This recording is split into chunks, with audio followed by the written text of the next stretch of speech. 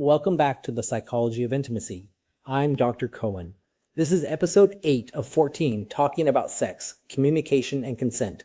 Across this series, we're building one big idea together, that intimacy is not a thing you either have or don't, but a process you build. If you're joining mid-series, you're welcome here, but you'll get the most out of today if you think of it as one piece of a larger picture we're assembling episode by episode.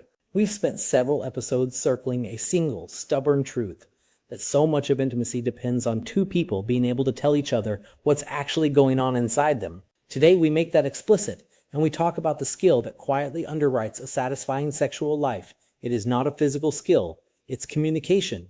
And right alongside it sits something inseparable from it: consent. Let me begin with a finding that surprises people. Across the research, the quality of sexual communication is consistently linked to both relationship satisfaction and sexual satisfaction. Couples who can talk openly about sex, preferences, boundaries, what's working, what isn't, tend to be more satisfied on both fronts. It's one of the most reliable, least glamorous findings in the field. The talking is not separate from the intimacy. The talking is part of it, and yet it's the thing we're least equipped to do.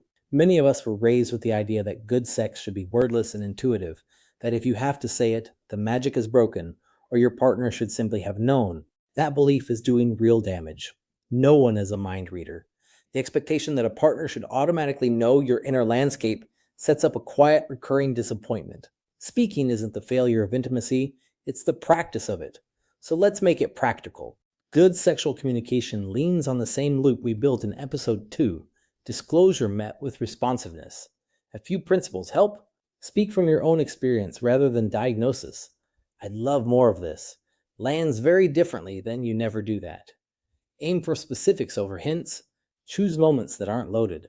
Some of the best conversations about sex happen with your clothes on, over coffee, not in a charged moment. And when your partner discloses something, remember your job in the loop. Understand it. Take it seriously. Show that it matters.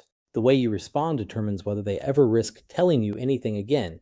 Now, consent, which is not a separate topic, but the foundation the whole conversation stands on. I want to move us past the narrow idea of consent as a single yes at a single gate. Healthy consent is better understood as ongoing, a continuous, living negotiation between people who are paying attention to each other.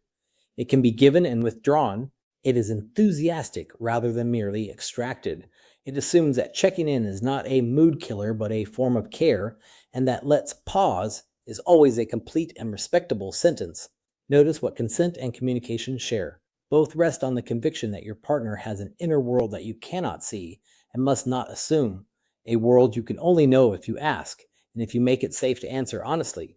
That single conviction, I cannot read you, so I will ask, and I will make it safe for you to tell me the truth, sits underneath everything healthy in this entire series.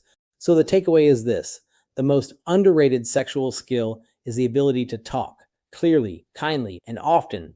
And consent is that skill turned toward each other's safety and willingness again and again. This week, try one small, specific, generous conversation about something that's usually left unspoken. Next episode, we go to the harder, tenderer ground beneath all this talking: vulnerability, shame, and the risk of letting yourself be truly known.